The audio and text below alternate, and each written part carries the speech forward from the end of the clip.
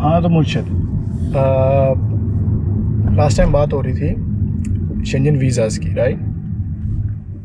तो चलो, अब आपने अप्लाई कर लिया, स्पॉन्सर किया किसी को, कोई आया यहाँ पे और इन अनफॉर्चुनेट सिनारियो वीज़ा नहीं लगा। अब क्या करना है? यूजुअली क्या होता है, दो तरीके होते हैं इस चीज़ को, इस सिनारियो को हैंडल करने के। एक तो ये होता है कि आप दोबारा अप्लाई कर दो। लास्ट एपिसोड में मैंने मेंशन किया था कि अगर आप दोबारा अप्लाई करोगे तो उसके वीज़ा के लगने के चांसेस कंपैरेटिवली बहुत स्लिम होते हैं। वो स्लिम इसलिए होते हैं क्योंकि आपके सर्कमस्टेंस, जो वीज़ा ऑफिसर है उसके पास जो आपकी एप्लीकेशन आएगी उसको यही लगेगा कि जो पिछली एप्लीकेशन थी इसने दोबारा से वही सबमिट कर दी है। अनलेस आप उसमें एक्सप्लेन करो कि सिचुएशन आपकी किस तरह से चेंज हुई है, क्या डिफरेंस आया है आपकी इस एप्लीकेशन में compare to the previous application. तो अगर तो आप उसमें जस्टिफाई कर सकते हो, कोई एक्स्ट्रा, लेट्स से कोई एक्स्ट्रा फाइल आप उसमें सबमिट कर सकते हो, एक्स्ट्रा डॉक्यूमेंट अटैच कर सकते हो, then sure go for it. उसका आपको बेनिफिट ये होगा कि आपको फॉर एग्जांपल वेट नहीं करना पड़ेगा अपील के प्रोसेस का। आप अप्लाई करो, आपको जो भी उनका वीज़ा प्रोसेसिंग टाइम है उसमें आपको जवाब मिल जाएगा। फॉर एग्जांपल हॉलैंड का 45 डेज़ है, आपको 45 डेज़ में पता चल जाएगा कि उन्होंने आपको वीज़ा देना है या वीज़ा नहीं देना। अब दूसरी जगह पे क्या सीन आता है कि आप अपील में जाते हो। अपील का प्रोसेस ऑलमोस्ट हर कंट्री का डिफरेंट है, क्योंकि वो अपने एम्बेसी में ही आपने अपील करनी होती है। जैसे for example I know Poland है, वो अलाउ करता है कि आप एम्बेसी के अंदर ही दोबारा से अप्लाई करें, वहीं पे आप अपील करें और वही आपको आई थिंक 2 हफ्ते के अंदर अंदर जवाब दे देते हैं कि हमने आपकी अपील को कंसिडर करना है या नहीं कंसिडर करना। जर्मनी का as far as I know recently इन्होंने चेंज किया है कि अब आप एम्बेसी में अप्लाई नहीं कर सकते अपील का, अब आपको यहाँ पे सबमिट करवाना होता है, आपको वकील करना होता है, which is a bit expensive और वेरी स्लो प्रोसेस है ये वाला। हॉलैंड का, जो कि मैंने खुद भी मल्टीपल टाइम्स यूज़ किया हुआ प्रोसेस, उसमें क्या होता है कि आप यहाँ पे किसी वकील को अपना केस बताते हैं, वो फिर आपको बेसिकली रिप्रेजेंट करता है। अनदर थिंग इज़ कि अगर आपने अपील में जाना है तो आप ख़ुद भी अपील कर सकते हैं, आपको डायरेक्टली लेटर लिख सकते हैं यहाँ पे इमिग्रेशन अथॉरिटीज़ को, और आप उनको बता सकते हैं कि मेरा वीज़ा इस तरह से इस बेसिस के ऊपर रिजेक्ट हुआ है और मुझे अपॉर्चुनिटी दी जाए कि मैं उसकी रीजनिंग दे सकूँ और उस केस को अपील कर सकूँ। अगर आप उस प्रोसेस में जाते हैं तो उसके 6 महीने लगते हैं ईज़िली। IND जो बेसिकली अगर इमिग्रेशन का इदारा है उस पर बहुत सा प्रेशर है वर्क का, तो वो 1-2 महीने में तो आपको जवाब नहीं देगा। अगर आप अपील में जाते हैं तो ये आप भूल जाएं कि आपको 1-2 महीने में जवाब आएगा। In good scenarios it could be कि आपको 1-2 महीने में जवाब आ जाए, बट मोस्टली 95%, 99% यही होगा कि आपको 4 से 5 महीने, 6 महीने लग जाएंगे जवाब लेने में। तो उस केस में क्या होता है कि लेट्स से अगर आपने वीज़ा अप्लाई किया था कि 4 महीने बाद, 3 महीने बाद फार्मूला 1 की रेस है तो मुझे वो देखने जानी है, तो उसमें आपका अपील जो है ना वो अगेन थोड़ा क्वेश्चनेबल हो जाएगी कि वो कहेंगे ठीक है, आपकी बात बिल्कुल सही है, आपने डॉक्यूमेंट सबमिट किए थे, सब कुछ किया था, बट जिस चीज़ के लिए आपने डॉक्यूमेंट सबमिट किए थी अब वो पर्पस ख़त्म हो गया, आपने ऑनलाइन देख लिया होगा फार्मूला 1, अब आप ना आओ यहाँ पे। तो अपील वाला तो इस तरह से निकल जाता है। बट चूँकि हम बात कर रहे हैं तो I will definitely explain it कि अपील का process I would encourage and I will highly recommend कि आप किसी वकील के थ्रू करवाएं। यहाँ पे बहुत से इमिग्रेशन लॉयर्स होते हैं, आप किसी भी इमिग्रेशन लॉयर को, बेस्ट ये होगा आप किसी फ्रेंड से पूछ लें जिसने एक्सपीरियंस किया हो किसी न किसी इमिग्रेशन लॉयर को। आप उनको अपना केस देते हैं, वो आपसे पूछते हैं ठीक है आपकी फ़ाइल क्या थी, डिटेल्स क्या हैं, किसके लिए उन्होंने केस फाइल करना है। बेसिकली जो फॉरेनर है वो ख़ुद भी यहाँ पे किसी वकील से रब्ता कर सकता है और उनको अपना केस दे सकता है। और अगर आपने स्पॉन्सर किया किसी को तो फिर तो बहुत ईजी होगा, क्योंकि आप ही उनके बिहाफ पे स्पॉन्सरशिप अपील अप्लाई करवा देंगे, बट वो अपील जो होगी वो होगी उनकी तरफ से अप्लाई। तो बेसिकली जो वकील है वो आपको नहीं कर रहा होगा रिप्रेजेंट, वो आपके फैमिली मेम्बर को रिप्रेजेंट कर रहा होगा। उसमें बेसिकली फिर ये आ जाता है कि 6 मंथ्स का वेट पीरियड है। आपका वकील जो है वो इमिग्रेशन अथॉरिटी से पूरी आपकी जो वीज़ा एप्लीकेशन की फ़ाइल है उसको निकलवाएगा, उसको स्टडी करेगा, उसको देखेगा कि आपकी रीज़न्स क्या थी, आपको जो जब वीज़ा आपका रिजेक्ट किया गया तो उसमें आपको क्या रीज़न्स दी गई वीज़ा रिजेक्शन की, और फिर उसकी बेसिस पे वो आपसे एक ओरिएंटेशन कॉल, एक मीटिंग रखेंगे जिसमें बेसिकली वो आपसे आपका केस पूछेंगे कि अच्छा आप क्यों आना चाहते थे और आप क्यों सोचते हैं कि जो वीज़ा रिजेक्ट हुआ है वो गलत हुआ है वीज़ा रिजेक्ट।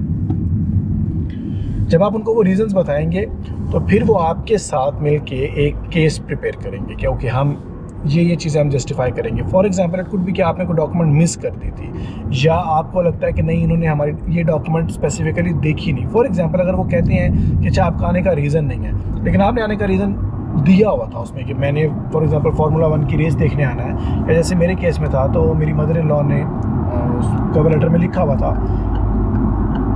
कि मेरी ग्रैंड डॉटर जो है वो पैदा हो रही है, मिडवाइफ का लेटर लगा हुआ है, तो उसके ऊपर उन्होंने रिजेक्शन में रीज़न दी थी कि आपका आने का रीज़न नहीं हमें नज़र आ रहा है यहाँ पे। तो वो उस पर फिर हमने उस पर आर्गूमेंट दिया था कि नहीं दैट इज़ अनजस्टिफाइड। क्यों? क्योंकि हमने रीज़न बताई भी है और उसका हमने रिटन प्रूफ भी दिया हुआ है। तो उस सेंस में उन्होंने कहा यार दिस इज़ डेफिनेटली जस्टिफाइबल। फिर इसी तरह अगर आपका रीज़न आती है कि आपका वापस आने का प्रूफ नहीं है तो उसमें भी आप उसी तरह बता सकते हैं कि मेरी फैमिली इस तरह से है। बट उसमें बेस्ट चीज़ ये होगी कि वकील अगर उस चीज़ को हैंडल करे, क्योंकि वकील को यहाँ के जो कानून है उसका पता होता है कि क्या रूल्स हैं, किन रूल्स को मैं किस तरह से कम्युनिकेट करूँगा या करूँगी, तो इनका फ़ायदा है। और फिर आई थिंक अपील का जो सबसे डाउन साइड है, बड़ा डाउन साइड है, वो ये है कि आपको वेट करना पड़ता है 6 मंथ्स। मेरे साथ एक दफ़ा ऐसा भी हुआ था कि हमने एक वीज़ा अप्लाई किया और रिजेक्ट हो गया। वकील ने भी हमें ये कहा कि आपका वीज़ा रिजेक्ट होना नहीं चाहिए था, आपने सारी डॉक्यूमेंट्स प्रोवाइड की हुई हैं, देयर इज़ नथिंग जिसकी बेसिस पे वो रिजेक्ट करते। हाँ we can still go for an appeal. अगर अपील पर जाते हैं तो कीप इन माइंड कि 6 महीने लगेंगे, 6 महीने से पहले आपको जवाब नहीं आएगा। अदर ऑप्शन इज़ कि आप दोबारा अप्लाई करो, सेम डॉक्यूमेंट सबमिट करो और कवर लेटर में ये एक्सप्लेन करो कि जो आपने रिजेक्शन की रीज़न दी थी वो अनजस्टिफाइड है। अनजस्टिफाइड इसलिए है क्योंकि ये डॉक्यूमेंट्स मैंने साथ में सबमिट किए होंगे, आप पिछले एप्लीकेशन में भी देख सकते हैं और इस एप्लीकेशन में मैं दोबारा सबमिट कर रहा हूँ एंड आई एक्सपेक्ट कि आप इसको कंसिडर करेंगे। आप इस डॉक्यूमेंट को देखेंगे और आप इसकी बेसिस पे मुझे वीज़ा अलाउ करेंगे, मुझे इशू करेंगे वीज़ा। अब आगे बात, अपील तो आपने कर ली, अपील की फ़ीस कौन पे करेगा? तो बेसिकली हॉलैंड में जो है वो इस पर गवर्नमेंट सब्सिडी देती है आपको। अगर फॉर एग्जांपल आपकी सैलरी एक सेट अमाउंट से कम है एनुअल या सेविंग, आई थिंक सेविंग्स है आपकी कम है, तो आपको गवर्नमेंट आपकी फ़ी पे करेगी।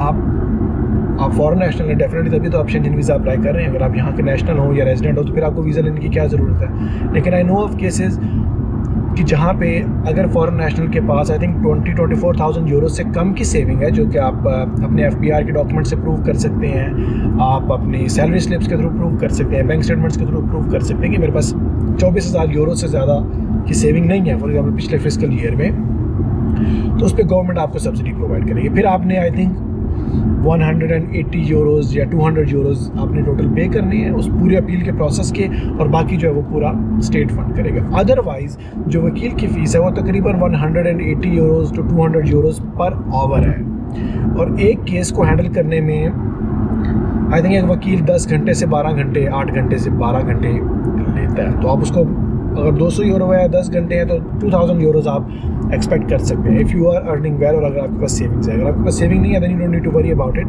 और आप सिर्फ जो है वो नहीं कहेंगे ठीक है मुझे सब्सिडी चाहिए बट मुझे अपील करना है और मेरा केस आएगा। नाउ आपने अपील कर दी, 6 महीने का वेट टाइम भी हो गया, आपने पे भी कर दिया उनको जो पे करना था, सब्सिडी मिली नहीं मिली that's a different thing, but everything went good. अब एक तरीका है, अब एक रास्ता है कि आपका वीज़ा फिर से रिजेक्ट हो गया। उन्होंने कहा नहीं अभी भी इनकी जो, क्योंकि ये ऐसा भी हो जाता है, मेरे साथ ऐसा भी हुआ था कि हमने वीज़ा अप्लाई किया, वीज़ा रिजेक्ट हो गया। जो ग्राउंड्स थे हमने उन ग्राउंड्स के ऊपर भी उनको प्रूफ दिया, they were like no we still not convinced, we don't think this is a justifiable reason for a visa, तो they can still do that right. तो फिर उसमें यह कि अब इसके बाद आप क्या करेंगे कि अब आप किसी कोर्ट में अप्लाई करेंगे, आपके पास ये भी राइट है, और आपका वकील उसमें आपको हेल्प करेगा। आपका वकील उसमें बताएगा कि ठीक है अब आपके पास राइट है कि अब आप कोर्ट में अप्लाई करें, सेम रीज़न्स जो आपने दिए हैं वो अब आप किसी जज के सामने प्रेजेंट करें और जज उस पर डिसीजन लेगा कि क्या इमिग्रेशन डिपार्टमेंट सही कह रहा है या आप सही कह रहे हैं। उसमें फिर आपने एविडेंस है, एविडेंस बेस्ड चीज़ है, उसमें अगेन 6 महीने लग जाते हैं दोबारा। और मैं चूँकि उस प्रोसेस में नहीं गया, वी बैकड आउट, क्योंकि अगेन उसमें 6 महीने था और वो फिर वीज़ा की रीज़न ही ख़त्म हो गई थी, तो we like okay maybe again try करेंगे हम, वो जो कि हमें दोबारा पिछले स्टेप पे ले जाएगा कि आप दोबारा से अप्लाई करेंगे, दोबारा से जस्टिफाई करेंगे और वो एक नई एप्लीकेशन के तौर पे उसको कंसिडर करेंगे।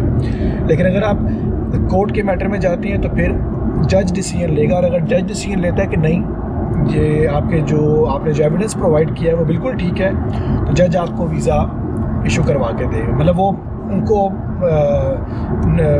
देगा, डिसीजन आपके हक में करेगा वो, और फिर उस पर IND को, इमिग्रेशन अथॉरिटीज़ को डिसीजन लेना पड़ेगा कि ठीक है हम इसको वीज़ा इशू करवाती हैं, और फिर आप लास्ट स्टेज पे जाएंगे जो कि मैं अगेन 2 मिनट में भी डिस्कस करता हूँ। इस पूरे टाइमलाइन में आपको 1 साल लग सकता है। लेकिन अगर आप ने वीज़ा अप्लाई किया है तो आप ये, और आपका रिजेक्ट हो गया, तो आप ये ना समझें कि उन्होंने आपको निकाल दिया, आप उसको इस तरीके से समझें कि आपका एक पाँव अंदर है, उन्होंने आपकी एप्लीकेशन को कंसिडर किया है, अब आपके पास रूम है इन स्पेसेस में खेलने का कि आपने जो चीज़ें कही हैं, फॉर एग्जांपल कि मेरा आना गलत है या मेरा जाना जो है वो पॉसिबल नहीं है, आप उस पर अपना एविडेंस प्रोवाइड कर सकते हैं जिसके ऊपर वो कंसिडर करेंगे। Now in a very positive manner, अगर लेट्स से आपकी अपील जो है वो एक्सेप्ट हो जाती है, इमिग्रेशन एक्सेप्ट कर लेती है या कोर्ट एक्सेप्ट कर लेती है, तो फिर क्या होता है? फिर क्या होता है कि आपको यहाँ की इमिग्रेशन अथॉरिटी एक लेटर इशू कर देती है। उस लेटर के साथ आप एम्बेसी में, अगर आपकी कंट्री में एम्बेसी है लेकिन पाकिस्तान में फॉर एग्जांपल VFS है, तो आप VFS में दोबारा वापस जाएंगे। आपको इस दफ़ा अपॉइंटमेंट लेने की ज़रूरत नहीं है, आपको सिर्फ वो लेटर जो IND ने आपको इशू किया हुआ है, आप उस लेटर के साथ दोबारा जाएंगे VFS, और आप सिर्फ वीज़ा एप्लीकेशन की फ़ीस सबमिट करवाएंगे। उनके पास डेटा सारा कुछ आपका पहले से होगा, और ये जो लेटर IND का है इसके थ्रू एम्बेसी के पास बहुत कम जवाज़ होते हैं कि वो रिजेक्ट वो फिर भी कर सकते हैं। वो for example national security, national order, public order का भी रीज़न बना सकते हैं, इट कुड बी। लेकिन ओवरऑल फिर उनको ये होता है कि ठीक है इसका वीज़ा अप्रूव्ड है, हमने इसको वीज़ा इशू करना है। कितने दिन का ये इशू करना है ये अगेन एम्बेसी के ऊपर होता है, वो क्या आपकी एप्लीकेशन, आपने क्या डॉक्यूमेंट सबमिट की हुई हैं वो देखेंगे। हाँ, एक चीज़ आपको ज़रूर चेंज करनी पड़ेगी, आपको अपना प्लान दोबारा से सबमिट करना पड़ेगा कि अब आपका क्या प्लान है। उस प्लान में फॉर एग्जांपल आपके पास आ जाएगा अपना फ़्लाइट टिकट्स, होटल रिजर्वेशन, अगर आपने स्पॉन्सरशिप दिया हुआ लेटर तो फिर आपको होटल रिजर्वेशन और बैंक स्टेटमेंट देने की ज़रूरत नहीं है। इसके साथ आप दोबारा अप्लाई करेंगे और आपको 1 हफ्ते 10 दिन के अंदर जो है वो एम्बेसी वीज़ा स्टैम्प करके पासपोर्ट आपको आपका वापस कर देंगे। Finally, do I recommend appeal? 100%। मैं अपील डेफिनेटली रिकमेंड करता हूँ। आप अपील के प्रोसेस में ज़रूर जाएं, वेट है, लेकिन ये कि आपको कम से कम वीज़ा आपको मिलने के चांसेस हैं, आप वीज़ा मिलने की ट्राई कर सकते हैं।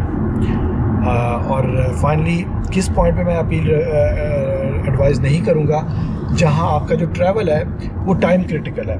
फॉर एग्ज़ाम्पल आप वेट नहीं कर सकते फॉर 3 मंथ्स और 4 मंथ्स, आपका प्लान चेंज हो जाएगा या टाइम चेंज हो जाएगा या रीजंस चेंज हो जाएंगे। इन दैट केस आप अपील में ना जाएं। इन दैट केस आप फॉर एग्जांपल सिर्फ और सिर्फ रीअप्लाई कर दें। लेकिन अगर आपके पास टाइम है and you want to make sure कि इट्स ओके 6 महीने बाद भी अगर कोई पर्सन आ जाए तो that is fine, then definitely go for a reapply. That is it. Overall I think Netherlands के अंदर वीज़ा प्रोसेस बहुत स्ट्रीमलाइंड है। अगर आपके साथ आपका वीज़ा रिजेक्ट हो जाता है, you can still get a visa. आप अपील कर सकते हैं। Appeal is not that expensive. Appeal बहुत क्लियर है, आपको वो प्रॉपरली कम्युनिकेट करते हैं कि आपको क्या क्या चीज़ें करनी है, आपको क्या क्या चीज़ें चाहिए, क्या डॉक्यूमेंट्स आपको सब, वो बेसिकली IND आपको एक proper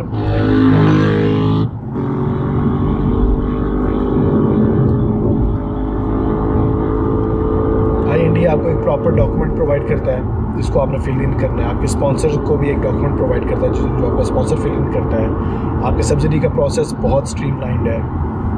overall it's good. And बाकी अगर आप अप्लाई करने का सोच रहे हैं वीज़ा, तो दूसरी वीडियो में मैंने कुछ डॉक्यूमेंट्स बताई थी जो कि आप शेयर कर सकते हैं ताकि आपका जो वीज़ा लगने के चांसेस हैं वो थोड़े हाई हो सके। और इसके अलावा यार that's more about it. Good luck. अगर आप अपील के प्रोसेस में, अगेन डबल गुड लक। अगर आप वीज़ा अप्लाई कर रहे हैं, 1 टाइम गुड लक। और have fun and that is it for today.